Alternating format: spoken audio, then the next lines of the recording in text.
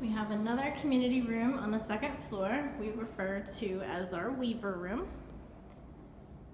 This is where we hold resident events. We hold our happy hours. Residents can reserve this room for private events. I've had residents hold birthday parties, holidays with family, business events. And with all of that in mind, there is a restroom, so your guests do not need to go back to your private home. They can use the restroom here.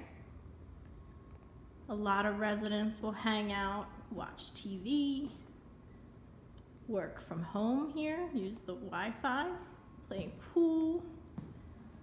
We have some residents who set up a book club.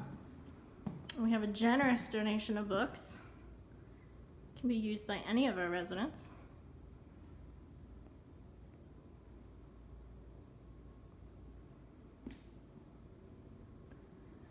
And then there is also a small kitchen, so any of the events can be catered. You have a refrigerator to keep your drinks cool, stove, oven, microwave to warm up any of your food, as well as a sink and a dishwasher to clean up afterwards. Great place to also people watch anyone passing by on Market Street.